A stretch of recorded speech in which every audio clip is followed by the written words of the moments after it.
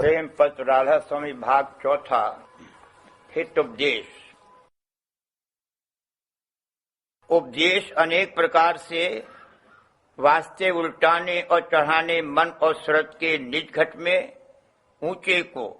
यानी 10वें द्वार की तरफ और फिर वहां से पहुंचाना सूरत का निज घर यानी राधा स्वामी धाम में, इसी का नाम सच्चा और पूरा उद्धार है। प्रकार 1। सूरत और मन 9 द्वारों के वसीले से जो पिंड में है, इस संसार में बरत रहे हैं और यहाँ के भोगों का तुच्छ रस लेते हैं। उनको चाहिए कि 10वें द्वार की तरफ भी जो घट में है झांक कर ऊंचे देश का विशेष आनंद लेवें। सब जीव स्वाभाविक 9 द्वार में जो पिंड में है बरत रहे हैं और वह 9 द्वार ये हैं: 2 आंखों के, 2 कानों के, 2 नाक के, 1 मुख का, 1 इंद्री यानी पेशाब का मुकाम और 1 पाखाने का मुकाम, और इन्हीं द्वारों पर धार आकर भोगों का रस लेती है। यह इंद्रियों के भोग ऐसे जबर हैं कि सब जीव इन्हीं के रस में फंस गए हैं और उनसे छूटना निहायत कठिन हो गया है। कोई जीव 1 या 2 इंद्रियों के रस में ऐसे लिपट गए कि उसी में अपनी जान दे दी और जरा भी सोच अपने जीव के कल्याण का या अपने कुटुंब परिवार के नफे और नुकसान का न किया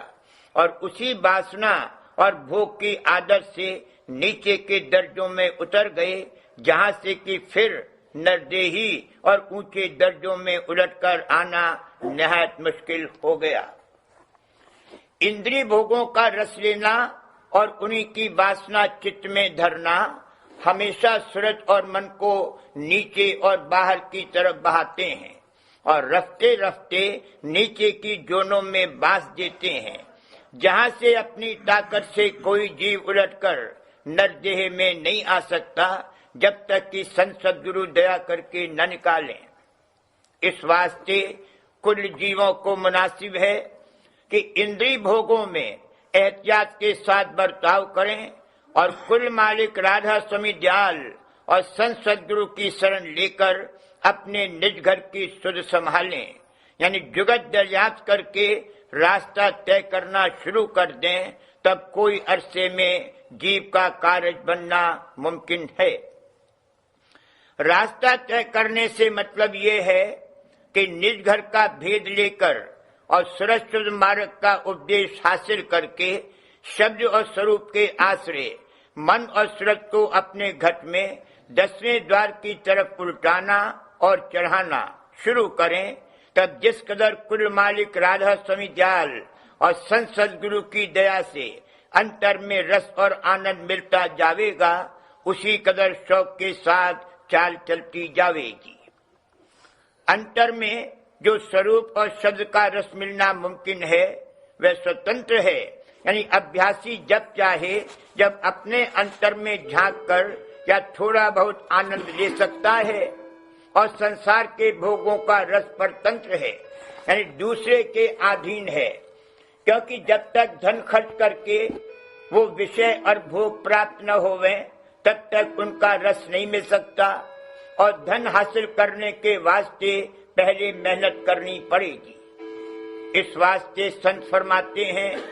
कि कुल जीवों को चाहे स्त्री होवे या पुरुष अपनी सूरत रूह के कल्याण के वास्ते अपने घट में 10वें द्वार की तरफ उलटने और चलने की जुगत सूरत शब्द मार्ग करके जरूर थोड़ा बहुत कमाना चाहिए,